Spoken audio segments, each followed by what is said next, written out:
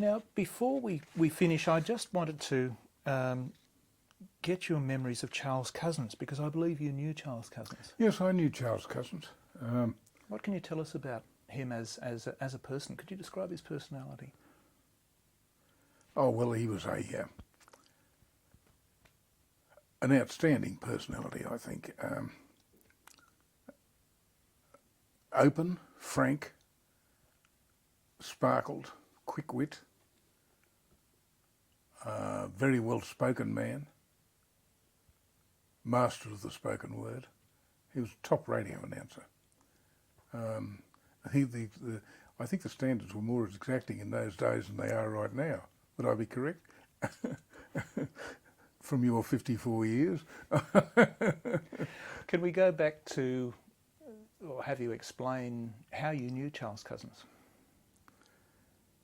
I met him before the war through my old man for some reason or other. And I was interested in his career. Before in the 20s, he'd been a regular soldier. He was too young to have served in the 14-18 war. But he went to Sandhurst, was commissioned into the Sherwood Foresters in the 1920s, and then went out to the Indian Army for a period of years, and as a subaltern initially, and then I think he got his captaincy out there. And then he came to Australia and got himself involved in broadcasting and became quite an impressive broadcaster and quite a reputation. And this, of course, was used to his detriment by the Nipponese.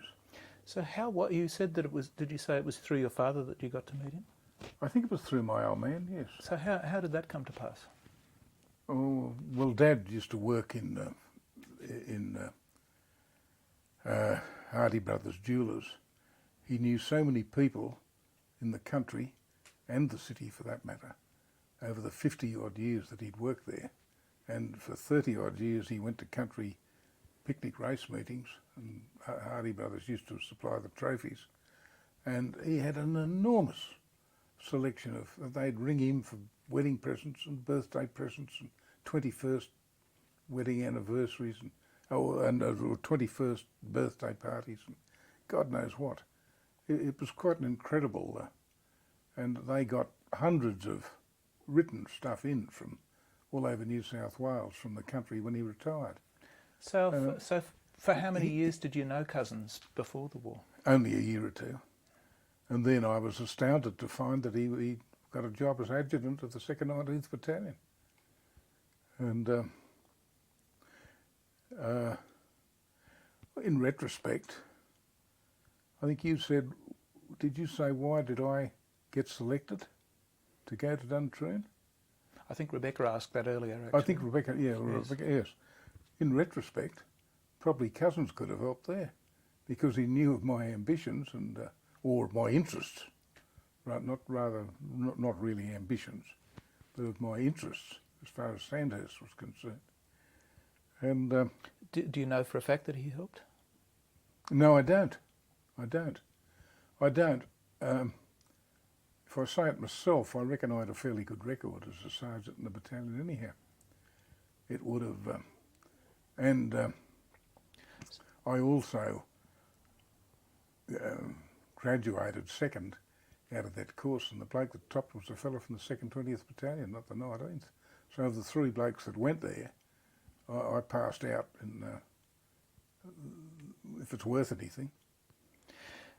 Cousens was later suspected and accused indeed, and I think it even went to trial of being a collaborator with the Japanese. What are you able to tell us of what you knew about what had actually happened? When Charles Cousens was a POW, he was on the railway in Burma, in the Burma section as opposed to the Thailand section.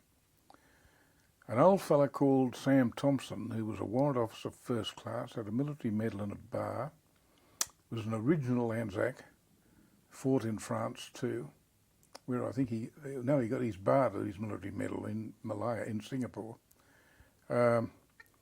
And he was in the same work party as don't think there were darn few other officers. Evans, Cousens used to discuss things with old Sam, and Sam told me that he said, I advised strongly, and he also told investigating people that he advised, and he spoke on behalf of a lot of troops, that for God's sake, go with the Nipponese and get them off our back, because their concentration and concern on Cousens was brushing off on the troops. In other words, the Nipponese were targeting Cousens as a known personality. As a known personality. And what were they trying to get him to do? Well, just perform on their radio, television, whatever it was. It was, yeah, Radio Tokyo. Radio Tokyo. I never heard him, but he did perform, and he said it was under duress. Well, Sam told me that he went with the blessing of all the blokes in the prisoner of war camp, because it took the pressure off them, and they pointed this out to him. And they also pointed out the people investigating him, and many of them went witness for him, because he was a pretty respected fella. He didn't get to Moore River. He had some sickness. He was away in hospital. Frank Beverley fought a company down there. He was his battalion company 2OC. So, did you ever discuss with Cousens after the war the ways in which the Japanese had placed him under duress? No, I went to see him 2 or 3 times. He was a patient in Concord Hospital. And I don't know, I felt I didn't want to intrude on his privacy. I just sort of called in as an old friend and left it at that. And I know he got a lot of comfort out of the fact that people like myself did call in and see him. What was his state of mind at that time? Well, he presented pretty well as far as I was concerned, and I think if there was anyone that... But he'd have had to have been under enormous pressure. He didn't go to jail, but he wasn't covered in bloody glory with their... I think he was found guilty, wasn't he? But suspended sentence or something. I don't think he was found guilty, actually.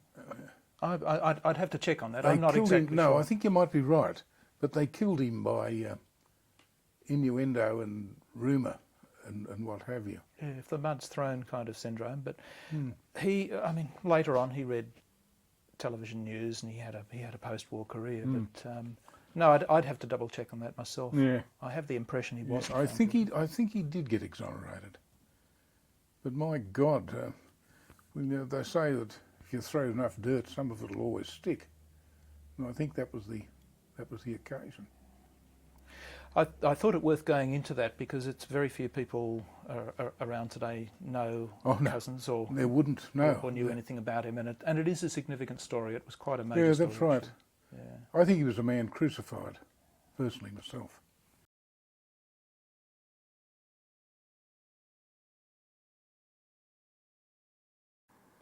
Had you heard about Tokyo Rose? Yes. Did you listen? No. We had our own Tokyo Rose, the 19th Battalion. We had Captain Cousens, who was a terrific soldier. We thought he was. When he was an ABC announcer or something, but he went to Japan and he was our Tokyo Rose. He was sending messages across the... but we knew of Tokyo Rose, and we'd never heard of her. Never heard her, I mean. And we'd never heard Bill Cousens when we appeared, obvious, because radios were not permitted. We weren't allowed to have them. They were secreted around the place, but we weren't. They were not, according to the Japanese, they were a no-no.